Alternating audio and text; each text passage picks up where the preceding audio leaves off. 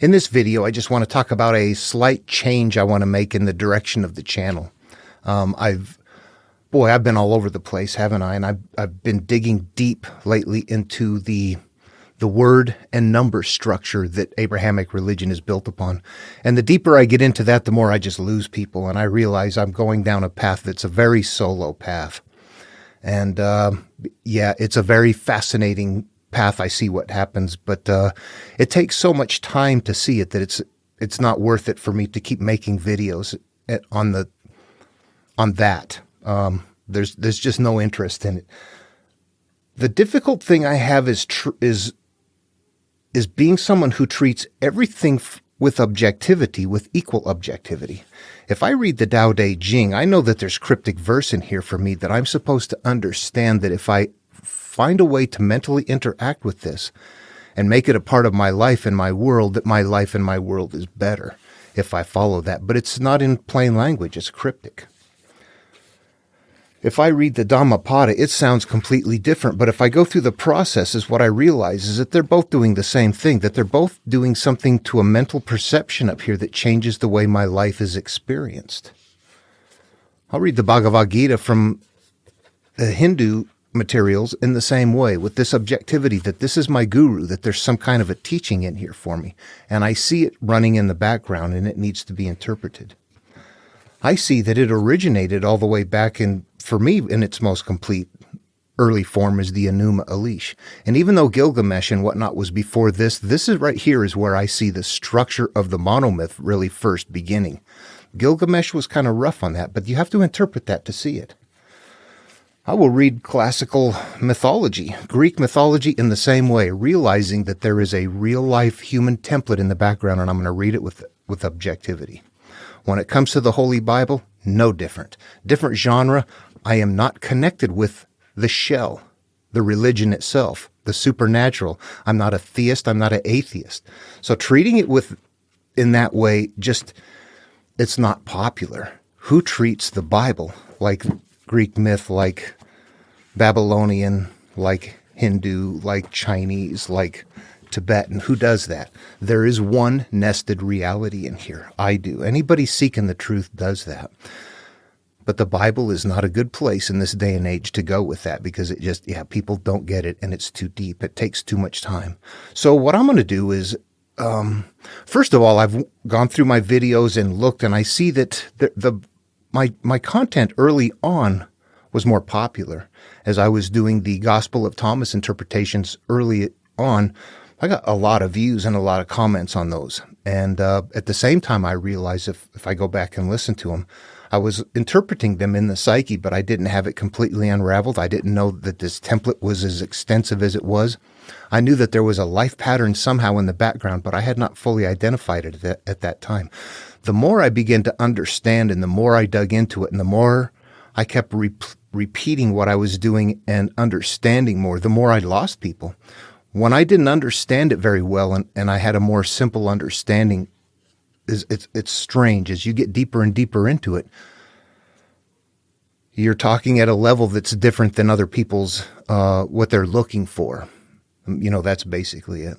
So anyway, I think what I'm going to do is kind of focus on shifting to teaching what the template is. Recently, some of the most popular videos are like interacting with the strongman, defeating these cycles, what we have going on in our own lives, how to change our lives. And those are more interesting to people. So I think I'm going to move away from looking for the template and trying to show people where it is and learning the very core basis of what is happening in Abraham. I got that. Anybody has any questions, feel free to ask. I'll do a video for you. But I need to shift into teaching how to interact with the higher self, how to live through that. Those kind of things in the material are going to be more popular. So with that in mind, I just wanted to say that in this video. My name is Dan Paulson, if I didn't say that to anyone who is watching. I've been putting out just these like videos daily. It gets to be too much. But what I have found is it boggles my mind, what I have found in Abrahamic material. But that's what hides what is truly in there. It makes it a good ark, a carrying shell for many people. Unfortunately, it is also justification for tribal hatred. People think that actually comes from God. They don't understand what the Bible is.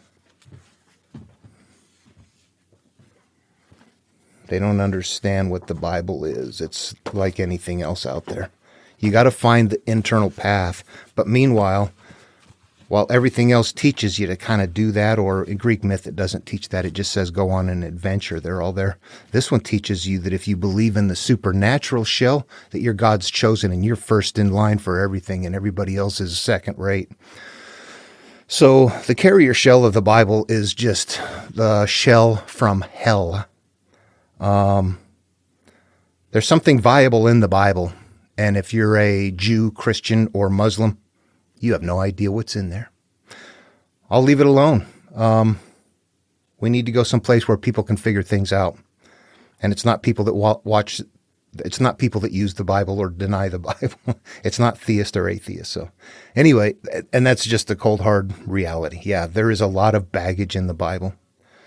But if I wanted to do something that was more interesting to people, it would not be what I'm doing right now. So yeah, whenever I steer off and do something different and answer a question for somebody is usually more popular than me just trying to show my academic efforts to find that template. Without somebody doing it on their own or having memorization, you won't see it anyway. So I can see it, but I realize I only can see it because I kept looking for it until I memorized the pathway and how to see it and recognize it. And that's the only way to see it. So me showing it is just really telling people it's there, but you can't see it unless you want to go see it. Don't let that sound mysterious. What we're dealing with here is that we have had personal life experiences that we have got behind walls of hurt, pain, shame, things that we don't want to surface. Anybody who gets to a point where they're ready to take the path, it's the pathway to go after that stuff right there. The only reason you can't see the path until you take it is because it's your path to take. Listening to somebody else describe it is meaningless. It's like, well, okay, I get what they're talking about. I don't want to do it. Nope. But I do know I have to. I've got to turn inward. I've got to cross the threshold. I've got to get over this barrier of fear. I have to deal with the monsters that are back there. That is why it becomes difficult to see. If it's held in an adventure, people will carry that story. When it's time to say, oh, these are component parts of my own inward journey, then it becomes incredibly unique. That's why people don't see it unless they actually take the path. It's in your mind, in your life experiences. It's only your path to take. Only you can take it. That's just the way it is. All right. Next video then.